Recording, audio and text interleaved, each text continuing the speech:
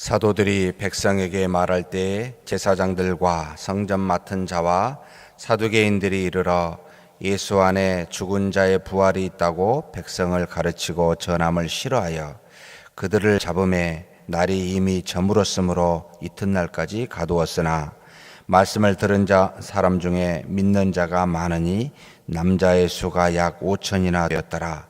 이튿날 관리들과 장로들과 서기관들이 예루살렘에 모였는데 대제사장 안나스와 가야바와 요한과 알렉산더와 및 대제사장의 문중이 다 참여하여 사도들을 가운데 세우고 묻되 너희가 무슨 권세와 누구의 이름으로 이 일을 행하였느냐. 이에 베드로가 성령이 충만하여 이르되 백성의 관리들과 장로들아, 만일 병자에게 행한 착한 일에 대하여 이 사람이 어떻게 구원을 받았느냐고 오늘 우리에게 질문한다면 너희와 모든 이스라엘 백성들은 알라. 너희가 십자가에 못 박고 하나님이 죽은 자 가운데서 살리신 나사렛 예수 그리스도의 이름으로 이 사람이 건강하게 되어 너희 앞에 섰느니라. 이 예수는 너희 건축자들의 버린 돌로서 집 모퉁이의 머릿돌이 되었느니라.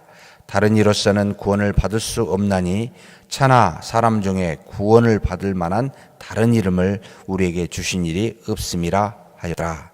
그들이 베드로와 요한이 담대하게 말함을 듣고 그들을 본래 학문 없는 범인으로 알았다가 이상히 여기며 또 전에 예수와 함께 있던 줄도 알고 또 병 나은 사람이 그들과 함께 서 있는 것을 보고 비난할 말이 없는지라 명하여 공회에서 나가라 하고 서로 의논하여 이르되 이 사람들을 어떻게 할까?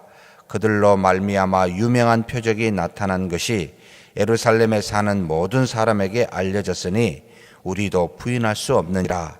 이것이 민간에 더 퍼지지 못하게 그들을 위협하여 이후에는 이 이름으로 아무에게도 말하지 말게 하자 하고 그들을 불러 경고하여 도무지 예수의 이름으로 말하지도 말고 가르치지도 말라 하니 베드로와 요한이 대답하여 이르되 하나님 앞에서 너희의 말을 듣는 것이 하나님의 말씀을 듣는 것보다 옳은가 판단하라. 우리는 보고 들은 것을 말하지 아니할 수 없다 하니 관리들이 백성들 때문에 그를 어떻게 처벌할지 방법을 찾지 못하고 다시 위협하여 놓아 주었으니 이는 모든 사람이 그 된 일을 보고 하나님께 영광을 돌림이라. 이 표적으로 병 나은 사람은 40여 세나 되었더라. 사도들이 노임에 그 동료들에게 가서 제사장들과 장로들의 말을 다 알리니 그들이 듣고 한 마음으로 하나님께 소리를 높여 이르되 대주제여 천지와 바다와 그 가운데 만물을 지은 이시요 또 주의 종 우리 조상 다윗의 입을 통하여 성령으로 말씀하시기를 어찌하여 열방이 분노하며 족속들이 허사를 경영하였는고 세상의 군왕들이 나서며 관리들이 함께 모여 주와 그의 그리스도를 대적하도다 하신 이로소이다. 과연 헤롯과 본디오 빌라도는 이방인과 이스라엘 백성과 합세하여 하나님께서 기름 부으신 거룩한 종 예수를 거슬러 하나님의 권능과 뜻대로 이루려고 예정하신 그것을 행하려고 이 성에 모였나이다. 주여 이제도 그들의 위협함을 굽어 보시옵고 또 종들로 하여금 담대히 하나님의 말씀을 전하게 하여 주시오며 손을 내밀어 병을 낫게 하시옵고 표적과 기사가 거룩한 종 예수의 이름으로 이루어지게 하옵소서 하더라. 빌기를 다음에 모인 곳이 진동하더니 무리가 다 성령이 충만하여 담대히 하나님의 말씀을 전하니라. 믿는 무리가 한 마음과 한 뜻이 되어 모든 물건을 서로 통용하고 자기 재물을 조금이라도 자기 것이라 하는 이가 하나도 없더라. 사도들이 큰 권능으로 주 예수의 부활을 증언하니 무리가 큰 은혜를 받아 그 중에 가난한 사람이 없으니 이는 밭과 집 있는 자는 팔아 그 판 것의 값을 가져다가 사도들 발 앞에 두매 그들이 각 사람의 필요를 따라 나누어 줌이라. 구브로에서 난 레이족 사람이 있으니 이름은 요셉이라. 사도들이 일컬어 바나바라 번역하면 위로의 아들이라 하니 그가 밭이 있음에 팔아 그 값을 가지고 사도들의 발 앞에 두니라. 아멘.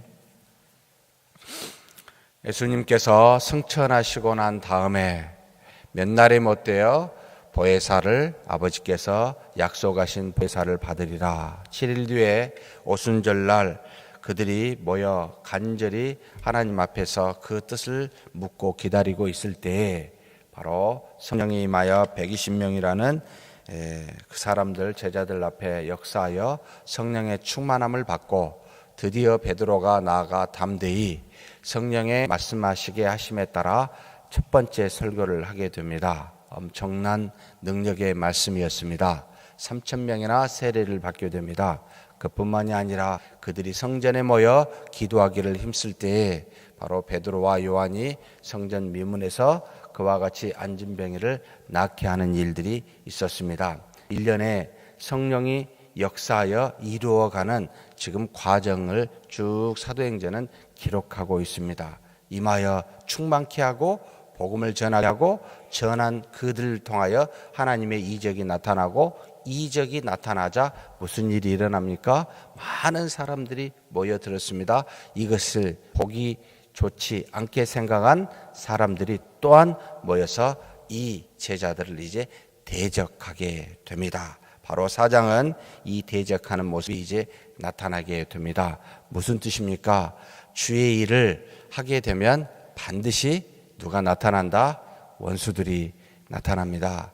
아직까지 하나님께서 최후의 심판 전까지 이 세상의 공중 권세에 잡은 악한 영이 세상에 있어 빛을 드러내기를 싫어하고 어둠을 좋아하며 모든 사람이 하나님의 말씀을 따라 자녀되는 것을 반대하기 싫어하여 도적질하고 죽이는 우리의 영혼을 도적질하고 죽이는 그와 같은 일들을 하는 원수들이 반드시 눈에 보이는 믿지 않는 사람들, 특별히 세상의 권력과 힘을 가진 사람들을 통하여 이런 핍박과 압박이 하나님의 말씀을 증거하는 자들에게 다가오더라. 그래서 말씀 따라 살면 반드시 세상의 권세, 힘으로부터 미움을 받게 돼 있다는 것을 기억해야 됩니다. 만약에 세상의 권세자와 힘 있는 자가 우리 앞에 머리를 숙여 온다면 무슨 의도이겠습니까?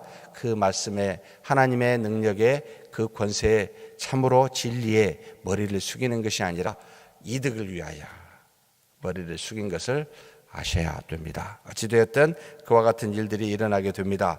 바로 4장 초반부에 나타나게 됩니다. 자, 제사장들과 성전 맡은 자와 사도들이 백성들이 말할 때 이 사람들이 모여서 실어서 이 사람들을 잡습니다. 무엇이 싫었습니까? 예수님께서 부활하셨다. 죽은 자들 가운데서 이 말이 싫은 거예요. 왜냐하면 사두개인들은 제사장들은 다 사두개파에 속해 있지요. 부활이 없다라고 가르치는 하나님의 나라는 저 세상이 아니라 이 세상이다. 이곳에서 하나님이 주신 은혜가 전부 나타나고 우리 현재의 삶이 하나님의 은혜요 하나님의 능력이지 저 세상은 없다. 그러니 지금 이 땅에서 하나님의 나라를 하나님의 왕국을 지상 왕국을 세우는 것이 있다. 그것이 바로 하나님의 뜻이다. 그러니 저 세상 같은 거 웃긴 소리 그만하고 지금이나 잘해라. 현실이나 잘해라. 돌아보아라. 라고 이야기하고 있습니다. 한 편 맞는데 두 편은 틀려요. 이 땅에 사는 모든 것이 하나님의 뜻은 맞아요. 하나님의 뜻대로 사는 게 맞고 그 나라를 이루어가는 것도 맞습니다. 그런데 소망을 우리는 여기다 두지 않습니다. 우리는 하나님의 나라를 이 땅에서 구현합니다. 그 나라가 오기 전에 지금부터 그 주신 나라를 우리 마음속에 우리 밖에 이걸 구현하여 하나님의 자녀로서 살지 완성될 나라가 여기가 아니라 앞으로 완성될 나라를 그림자처럼 지금 우리에게 예시하여 마치 구약의 하나님의 말씀을 그리스도에 대해서 미리 우리에게 주어 완성될 예수 그리스도를 알린 것처럼 구약 자체가 예언 자체가 그리스도는 아닙니다. 바로 완성될 하나님의 나라, 이 세상과 저 세상을 통틀어서 완벽하게 이루실 그 하나님의 나라 반드시 도래하게 되는데 그것이 없고 지금 여기가 조사오니 여기에 하나님의 왕국을 세워 뭔가 이루어 봅시다 라고 하는 그와 같은 자세 신앙인들이 있습니다. 우리 안에 있는지도 모르겠습니다만 교파별로도 이걸 주장하는 사람이 많습니다. 그래서 사회에 대한 관심이 지대합니다. 이 문제를 해결하는 것이 곧 하나님의 뜻입니다. 여기에다가 하나님의 나라를 세워야 됩니다. 라고 해서 집중하여 그것만 바라보고 나아가는 자세. 우리는 그것도 합니다만 궁극적으로 영원히 있을 그 나라를, 저 나라를, 이 세상에 속하지 않는 저 세상을 예수 그리스도께서 빌라도에게 신문을 받을 때 이 유대 왕, 이 땅의 왕이 아니라 온 세상의 영원한 나라의 왕, 그것을 말하였듯이 그 나라를 바라보는 것이 궁극적인 우리의 소망입니다. 그러면서 지금 그걸 구현하여 맛보며 이루며 많은 사람에게 그와 같은 나라를 올 거라고 전파하고 있는 겁니다. 그런데 우리는 이 땅에서 지상 왕국을 세우고자 하는 이단들이 좀 있어요. 또는 이단이 아니고서라도 잘못된 종파로 잘못된 가르침을 주는 데가 있습니다. 사랑하는 성도 여러분, 아닙니다. 사두개인들이 싫어했습니다. 그들을 붙잡았습니다. 날이 저물 때까지 이튿날까지 가두었습니다. 그래서 이튿날 이제는 바리새파까지 합시합니다. 관리들, 장로들, 서기관들이 예루살렘에 모였습니다. 대제사장, 사두개파들이 다 나왔습니다. 안나스, 가야바. 여기서 대제사장 안나스는 예수님께서 붙잡히실 때 가야바의 장인이라고 나오죠. 다시 말하면 안나스는 장인이요, 가야바는 사위겠죠. 다 당대의 대제사장들이었습니다. 그래서 대제사장의 가문인 안나스, 가야바, 요한, 알렉산더 이런 사람들이 다 나왔습니다. 유력한 사람들이 다 왔다는 것이지요. 그러면서 사도들을 가운데에 세워놓고 묻습니다. 그들이 묻는 내용이 무엇입니까? 너희가 무슨 권세와 누구의 이름으로 이와 같은 일을 행하느냐? 그렇지요.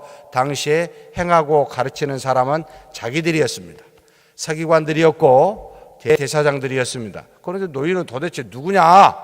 너희가 어찌하여 우리에게 준 권세를 가지고 백성들을 가르치느냐? 함부로 하면 가만 안 두겠다 이 뜻이죠. 누가 누구한테 이 일을 받아가지고 하느냐? 베드로가 이야기합니다. 그냥 말하는 것이 아닙니다. 성령이 충만하여 이르되라고 말합니다. 사랑하는 성도 여러분, 우리가 누군가에게 핍박을 받고 주의 일을 전하고 복음을 전하러 갈 때 성령께서 우리를 붙여서 충만케 하십니다. 무슨 말을 어떻게 전해야 될지 아무 걱정하지 마시고 가십시오. 하나님의 말씀을 전하고자 하는 그 뜻을 드러내고자 하는 특별히 핍박을 받는 상황일수록 성령께서 역사하여 충만케 하여 할 말을 생각나게 하십니다.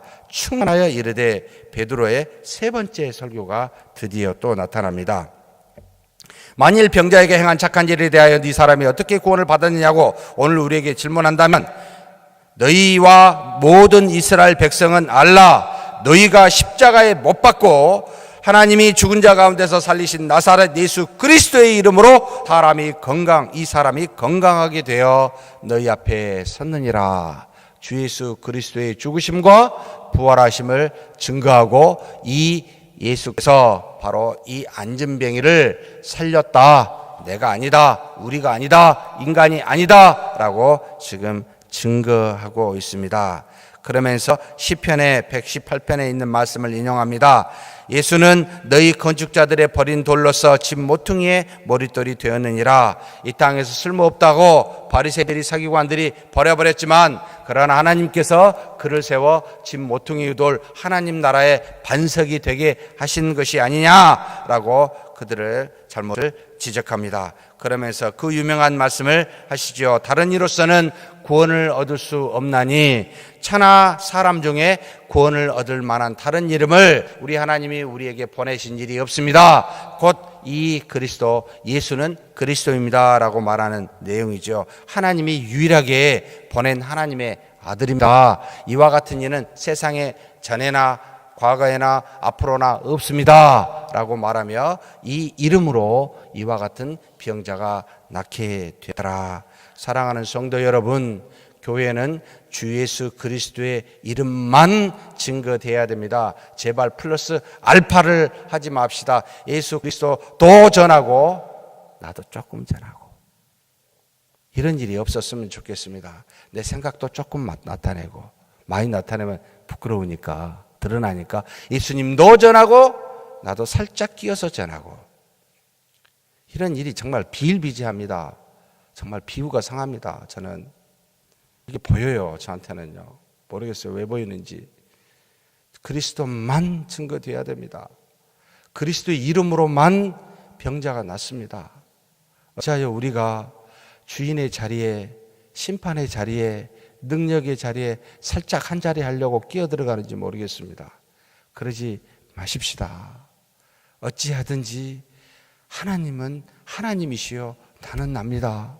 하나님이 하나님 되게 하고 나를 나 되게 하는 거 정말 중요합니다. 하나님의 자리에 올라가지 마십시다. 사두개인들, 바리새인들이 이와 같이 당대에 하나님의 말씀이라는 율법을 가지고 하나님의 자리에 앉아 하나님께 돌려져야 될 영광을 중간에서 가로채 도대체 누구의 이름으로 누구의 권세로 했느냐라고 따지는 그와 같은 자들이었습니다.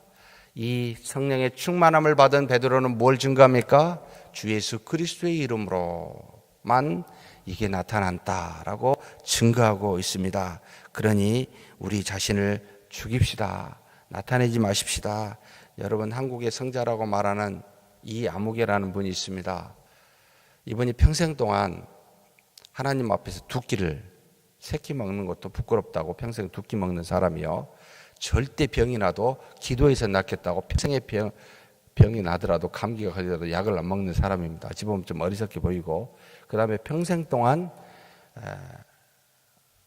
문둥병자를 돕는, 그래서 하루에 정해진 시간 노동을 해서 항상 일해서 그것으로 돕는, 지금도 좀 남아있죠. 성광원인가? 굉장히 우리 한국의 성자 프란시스라고 말하는 사람 중에 하나입니다. 감리교 계통인데요. 이분이 죽으면서 자기의 제자들에게 이와 같이 행하는, 따라하는 모든 것을 자기가 다 약도 먹고 새끼도 먹으면서 깨버립니다. 제가 아는 한 목사님이 40일 금식 기도한다고 기도원에 들어가셨습니다. 오셨습니다. 지금 계시는데요. 그리고 성도님들한테 이야기를 하십니다. 저 40일 금식 기도 못했습니다. 39일밖에 안 했습니다. 깜짝 놀랐습니다. 왜 하루를 못했지? 그리고는 저보고 40일 금식 기도 했단 말 하지 마십시오. 앞으로. 저 한 적이 없습니다.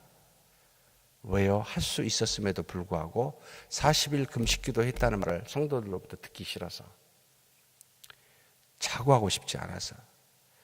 참 놀란 분들이 주변에 많습니다. 하나님의 이름만을, 주 예수 그리스도만을 증거하고 싶어서 그와 같이 따르는 내가, 그 은혜로 내가 높아질 수 있으면 그것도 버려버리겠다라고 하는 믿음 있는 사람들, 그리스도만 증거하겠다고 처절하게 정말로 붙들고 사는 사람들이 있습니다. 참 존경이 됩니다. 베드로도 마찬가지입니다. 충나여 하나도 자기를 안 드러냅니다. 오직 그리스도의 이름으로만 이 병자가 구원에 이르렀다라고 이야기합니다. 사랑하는 성도 여러분, 우리가 그리 따라갔으면 좋겠습니다. 그들이 베드로와 요한의 담대하게 말함을 듣고 얘들이 학문을 모르는 범인인 줄 알았는데 놀랍니다. 그리고 그들이 예수와 함께 했던 것도 압니다. 그리고 또 이 사람들이 백성 중에 함께 있으면서 병자도 함께 있는 것도 보게 됩니다. 뭔가 하고 싶은데 할 수가 없습니다. 사랑하는 성도 여러분, 밖에 있는 우리를 핍박하는 사람들은 뭘 봅니다. 뭘 볼까요? 우리의 학력을 봅니다. 지식을 봅니다. 사람들이 얼마나 많이 있나를 봅니다. 그리고 그 중에 뭔가 사실적인 내용이 있고 사람들이 많이 모이면 어떻게 할까요? 자신의 의도대로 못하고 물러납니다. 세상에 있는 사람들은 권력 앞에, 사람 앞에, 돈 앞에 숙이게 되어 있습니다. 이게 하나님의 은혜인지는 모르겠지만 많은 사람들이 이 제자들 주변에 있었고 병 나은 자가 그들과 함께 있었으니 어떻게 할지 못하고 그냥 말로만 경계하고 경고합니다. 이것이 민간에 더 퍼지지 못하게 그들을 위협하여 이후에는 이 이름으로 아무에게도 말하지 말게 하자라고 하여 그들을 불러 경고하고 도무지 예수 이름으로 말하지도 말고 가르치지도 말라라고 가르칩니다. 사랑하는 성도 여러분, 세상에 있는 수많은 것들은 정말 죄송합니다. 것들이라고 그래서 우리로 하여금 예수님의 이름을 증거치 못하게 합니다.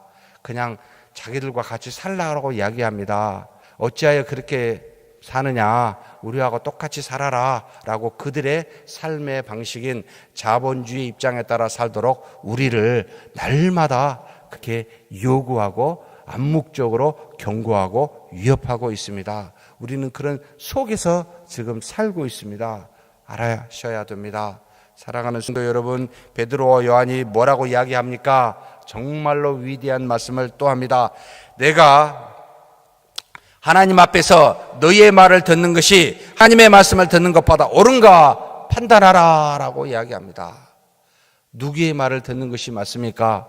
사랑하는 성도 여러분, 저도 여러분의 모든 요구사항이나 여러 가지를 듣고 싶습니다. 그런데 제 입에서 무슨 말을 해야 되겠습니까? 하나님의 말씀을 따르는 것이 나은 것입니까?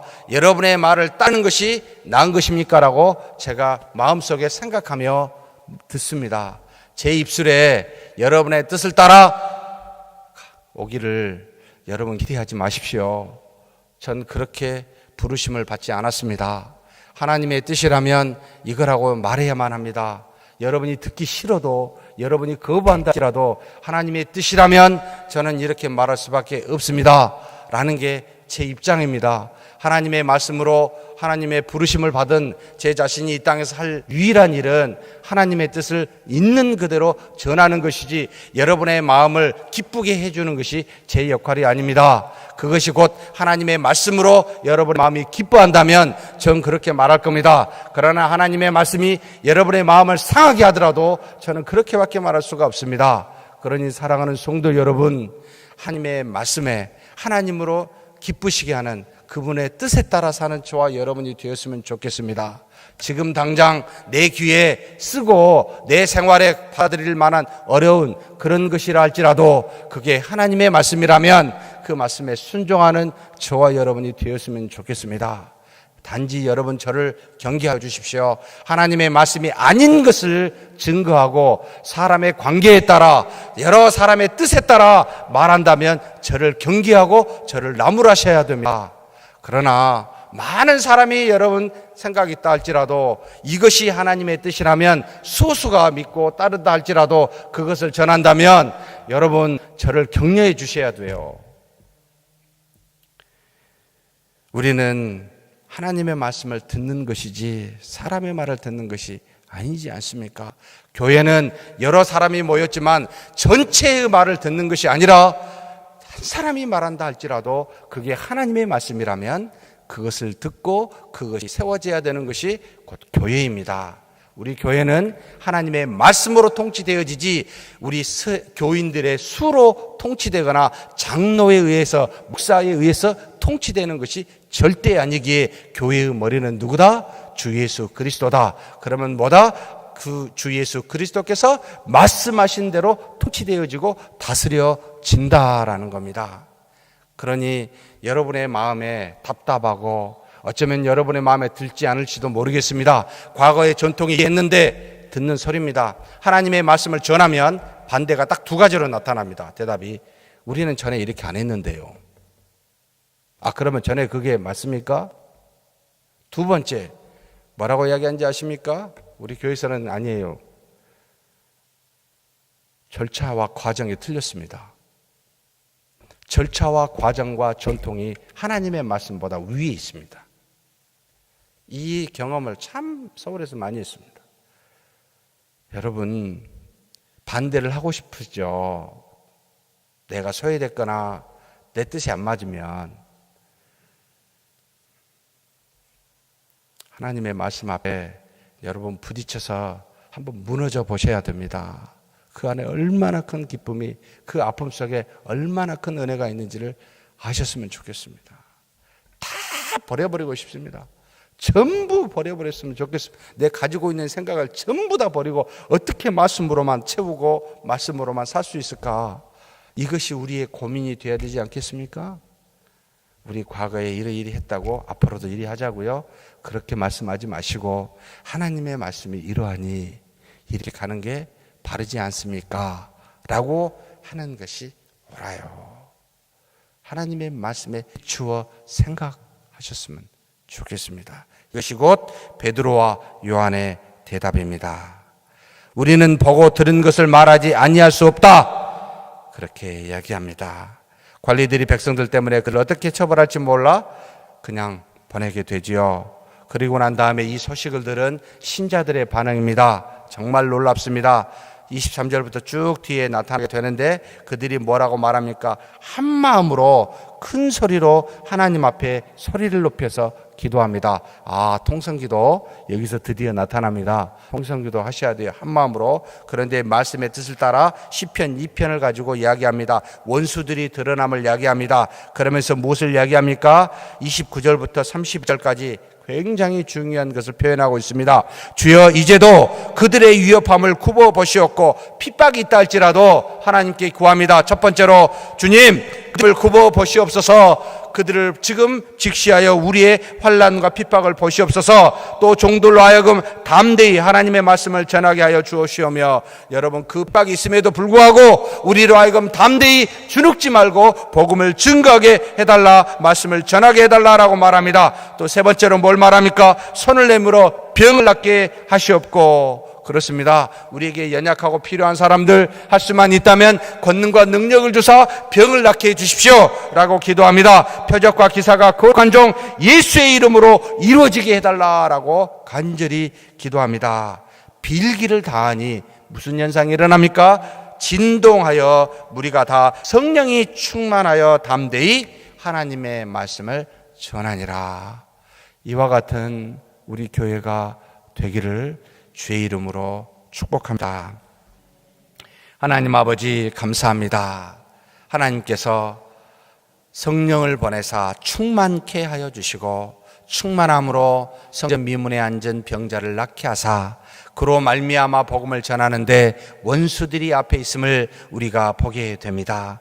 원수가 있을 때마다 하나님 오직 다른 이로서는 구원을 받을 수 없나니 차나 사람 중에 구원을 받을 만한 다른 이름 곧 우리 주 예수 그리스도 외에는 우리에게 주신 일이 없음을 알고 그들 앞에서 담대히 성령의 충만으로 전하게 하여 주시옵소서.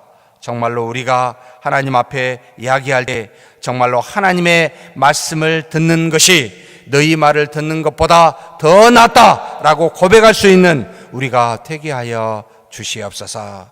핍박이 오고 환난이 오더라도 하나님 앞에 간절히 기도하되 그 위협함을 굽어보아 우리의 형편과 사정을 돌아보시라라고 기도할 뿐만 아니라 담대히 하나님의 말씀을 주눅들지 말고 전파하게 하고 우리 손을 내밀어 병을 낫도록 그래서 오직 주 예수 그리스도의 이름으로 표적과 기사가 나타날 수 있도록 해달라고 한마음 한뜻으로 하나님 앞에 간절히 기도하는 우리가 되게 하여 주시옵소서. 감사하고 우리 주님 예수님의 이름으로 기도하옵나이다. 아멘.